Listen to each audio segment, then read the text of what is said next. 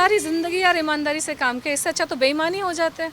क्यों ईमानदार रहे कोई इस देश में, क्यों कोई तरीके से रहे? जब चोर उच्चकों को इज्जत देते हैं, चोर उच्चकों के सामने दुनिया अगर झुकती है, झूठे लोगों का बोलबाला है, कोई भी आके कुछ भी करके चला जाएगा, तो हम क्यों ईमानदार रहें?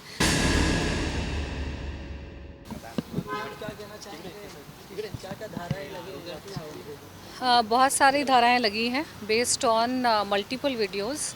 तो सारे एफआईआर की प्रक्रिया शुरू हो गई है और अलग अलग वीडियोस में अलग अलग जो उसने स्टेटमेंट्स किए हैं, फॉल्स एलिगेशंस लगाए हैं, outraging women's modesty, humiliating statements जो उसने किए हैं, तो सारी चीज़ों पे अलग अलग धाराएं हैं। वो सारा अभी प्रोसेस स्टेटमेंट स्टार्ट हो गया है।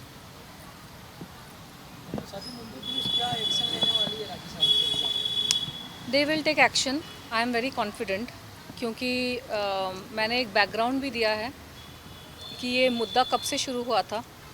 2008 से शुरू हुआ था, जब राखी को मुझसे दिक्कत होनी शुरू हो गई थी, जब हॉर्न के प्लीज़ में राखी को रिप्लेस करके मुझे लिया गया था और फिर मेरे साथ कंट्रोवर्सी करके प्रोड्यूसर्स ने वापस राखी को लिया।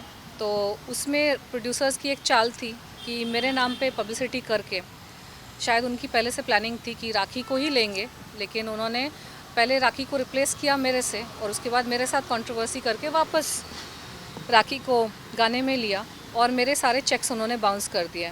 मेरे शूटिंग से पहले ही मेरा एक चेक बाउंस हो गया था। मतलब उनकी सोची समझी साजिश थी कि ये कंट्रोवर्सी करेंगे, हंगामा करेंगे ताकि ये सब हो जाए, पब्लिसिटी मिले।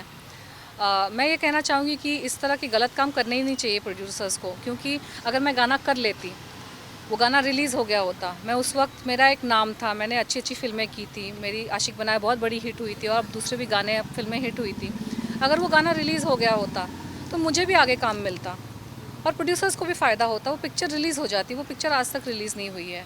उस पिक्चर की वजह से मुझे इतना इमोशनल ट्रॉमा, इतना कुछ मुझे झेलना पड़ा।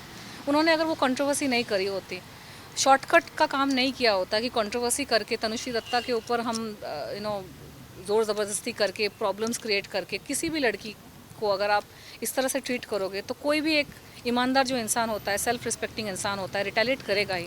आप किसी को परेशान कर रहे हो, वो चुपचाप कैसे कोई सह, कुछ चीज़ें ना सहनशीलता के बाहर होती है।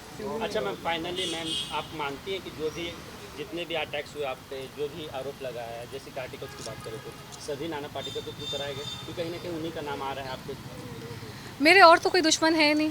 मैं वैसी तो हूँ नहीं राखी सावंत के जैसे कि हर साल किसी नए इंसान को लेकर उस पर एलिगेशन लगाना शुरू कर दूँ। मुझ में उतना संयम है और क्लैरिटी है। मैंने इतनी सारी पिक्चरें की। कभी आप लोगों ने सुना कि मेरे किसी सेट पे झगड़े हुए हैं? कभी आप लोगों ने सुना कि किसी हीरो के साथ मेरी फ़ाइट हुई या किसी हीरोइन के साथ मेरी फ़ाइट हुई? मैंने 16 फिल्में करी हैं, मेरी फिल्में हिट गई है। मैंने 5 साल मैंने जम के काम किया। मैंने हंड्रेड्स ऑफ स्टेज शोज़ किए हैं, मैंने इवेंट्स किए, ब्रांड्स का काम किया। कभी आपने सुना कि कहीं मेरी झड़प हुई, मेरी कहीं फ़ाइट हुई? मुझे जहाँ पे जिससे साथ तकलीफ़ हुई, मैं तो उसी मुद्दे पे आज भी अड़ी हूँ। मैं हर रोज़ हर साल नए नए लोगों के ऊपर एलिगेशन तो लगाती नहीं हूँ। मैं ईमानदारी से काम करती हूँ चुपचाप। जिन लोगों ने मेरे साथ काम किया है, अच्छे से काम किया, आप उनको जाकर पूछो मेरी रेपुटेशन कितनी अच्छी है।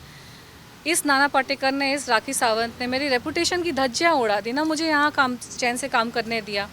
अमेरिका में भी जाके मुझे कामकाज को लेकर बहुत तकलीफ़ें हुई। अलग अलग झूठे झूठे एलिगेशंस लगाए, पर्सनल लाइफ पे अटैक किए, झूठे एलिगेशंस लगाए, शादी वादी की चीज़ें मेरी स्पॉइल हो गई। तो ये शैतानी लोग हैं, इनकी शैतानी प्रवृत्ति है। इनको झूठ के बेसिस पर अपना साम्राज्य चलाना है और उनको ये भी पसंद नहीं कि कोई उनको आईना दिखाए।